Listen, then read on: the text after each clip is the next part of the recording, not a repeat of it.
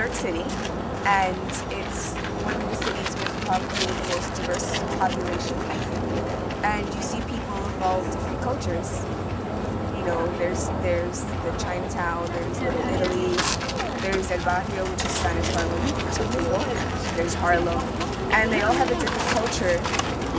In a way, it's a bit of American culture, but if you think about it, American culture is an amalgamation of all others, so you have to think of all of them individually and how this is a foreign America. Culture is a very complex term. It's very elaborate.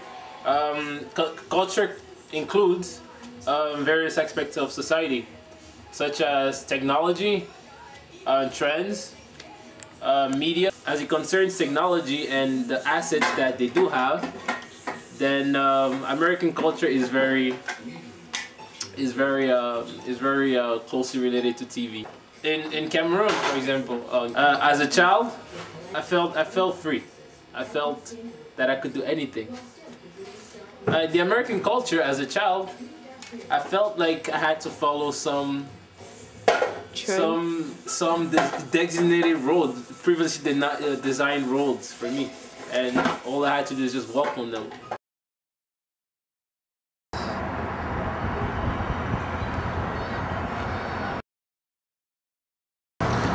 The American way of life is much more faster than the European way of life. What American guy explained to me is that the very huge difference is if you take an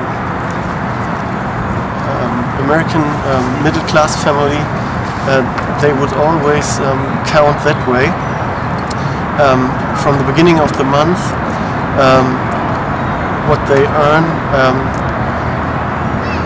leads their bank accounts to zero, and then they get on over the month and taking everything with their credit cards into the debts.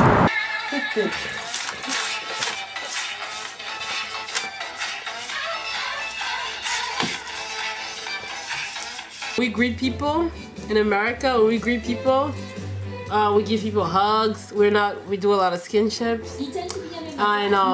But in Korea, it's a little bit like people. Skinship is not that well perceived. When they greet people, they bow, and they're more. In Korea, they have a stricter culture than in America. Like in America, I've been looking for culture and I haven't seen a culture in America. It's a little bit of everything. But in Korea, they have their own culture, which is strictly Korean. So would you say South Korea is more traditional than the US? Yes.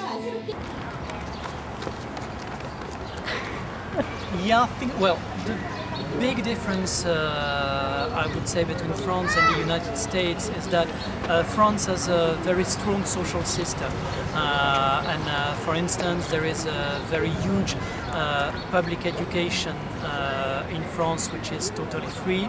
I think this education system is still quite good, but it's a bit at threat at the moment because, well, the economy in France, like in many European countries, is a bit weak at some moment. I would say that for the moment, we rely on a stronger education system and health system and retirement system that in the United States, and we don't know how long we are going to be able to maintain and support this system, but we would like this to last as long as possible.